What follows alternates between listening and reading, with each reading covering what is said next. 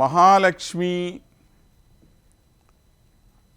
అమ్మవారు అని అనగానే మన అందరి మనస్సుల్లో ఏదో ముగ్గురు అమ్మవార్లు ఉన్నారు కదా మనకి, పార్వతీదేవి, సరస్వతీదేవి, అలానే లక్ష్మీదేవి. కాబట్టి ఆ అమ్మవార్లను కొలిచినట్లుగా ఈ అమ్మవారిని కూడా ఏదో కొలుస్తుంటాము అనేటువంటి భావనతో కొంతమంది ఉంటారు. కానీ అందరికన్నా కూడాను అత్యంత వైశిష్ట్యం కలిగినటువంటి తల్లి మహాలక్ష్మి అనేటువంటి మాట మనం బాగా మనస్సులోనికి జొప్పించుకోవాల్సిన అవసరం ఉంది. ఏంటండి అంత గొప్పదనము? ఇతరులకు ఎవ్వరికీ లేనటువంటి గొప్పదనం మహాలక్ష్మికి ఏమిటుంది అని అంటే, ఇది కేవలం మనం చెప్పుకునే మాట కాదు, వేదం చెప్పినటువంటి మాట. వేదాన్ని మించిన ప్రమాణం ఇంకేమిటి ఉంటుంది చెప్పండి? అటువంటి వేదం కూడా మనకేమని చెప్తున్నది? ఇది కదా మనం గుర్తుంచుకోవలసిన విషయము. దీన్ని మనము దురదృష్టవశాత్తు గుర్తుంచుకోవట్లేదు.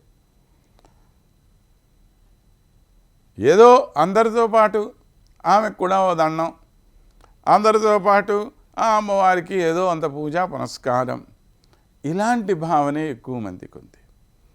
కానీ అందరిలోనూ కూడా అత్యంత ఉత్కృష్టమైనటువంటి స్థితి ఈ అమ్మకు ఉన్నది అనేటువంటి మాట మన మనస్సులో బాగా నాటుకోవలసిన అవసరం ఉన్నది. ఎందుకని?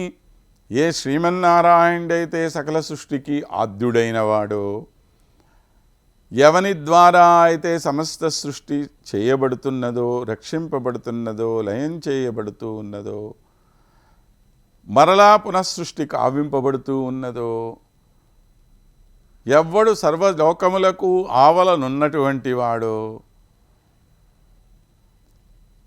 ఈ అంధకారం నుంచి దూరమైన ఒక ప్రకాశవంతమైన ప్రదేశంలో ఎవడైతే ఉన్నాడో, ఆ ప్రదేశానికి ఆ ప్రకాశం కూడా ఎవని వల్లనైతే లభ్యమవుతూ ఉన్నదో అటువంటి వాడు శ్రీమన్నారాయణుడు. ఆ శ్రీమన్నారాయణుడు నిరంతరము తపించేటువంటిది ఈమె కోసం.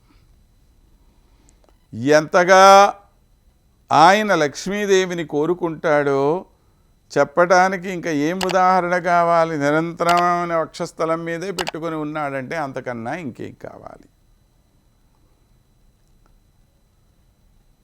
సరే, ఆ భావం మాకేదో అర్థం కాదండి అనంటే, శ్రీరామచంద్రుడిగా ఒక మానవుడిగా ఈ భూలోకాన జన్మించి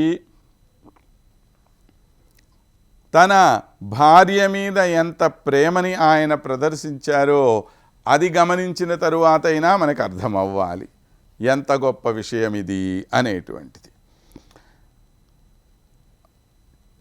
కనుక అంత ప్రేమ కలిగిన ఆ స్వామి నిరంతరము ఏ అమ్మనైతే కోరుకుంటూ ఉంటాడో అటువంటి తల్లి మన తల్లి అనే విషయం మనం గుర్తుపెట్టుకొని ఆ అమ్మను చాలా ఉత్కృష్టమైనటువంటి దేవతగా భావన చేసుకొని ఆమెని ఆరాధించాలి అని తెలియచేసుకుంటూ తరువాత శ్లోకాన్ని మనకు అనుగ్రహిస్తున్నారు.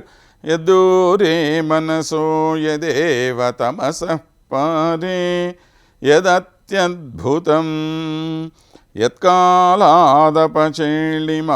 సురపురీ యద్గచ్చతో దుర్గతిః సాయుజ్యస్య యదేవ సూతిః అథవా యద్దుర్గ్రహం మద్గిరాం తద్విష్ణో పరమం పదం తవ కృతే మాతః సమాం నాశిషుః. ఇంతవరకు మనం ఒక మాట చెప్పాం. ఏమని? ఈ ప్రపంచం మొత్తాన్ని కూడా పరమాత్మ ఎవరి కోసం సృష్టించాడు అనంటే ఆ అమ్మకు ఆనందం కలగజేయటం కోసం సృష్టించాడు అన్నాం. ఈ ప్రపంచం మొత్తాన్ని పరమాత్మ యొక్క లీలా విభూతి అని అంటాం. అంటే తన యొక్క ఆనందం కోసం ఆయన దీన్ని సృష్టించాడు అని అర్థం.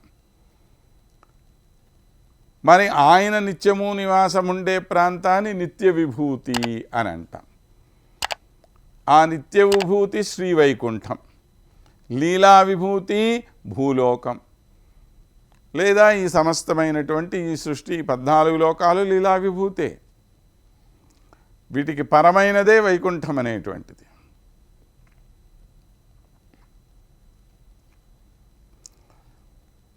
ఇప్పుడు ఈ ప్రపంచము ఆమె కోసం సృష్టించాడన్న వాళ్ళము ఇంకాస్త ఒక అడుగు ముందుకు వేసి భట్టరు వారు మనకు అనుగ్రహిస్తున్నటువంటి మాట ఏమిటి అంటే, అయ్యా ఈ లోకమే కాదు, ఆఖరికి ఆ నిత్య విభూతిని కూడా పరమాత్మ అమ్మ కోసమే సృష్టించాడు అని చెప్పి అన్నారు.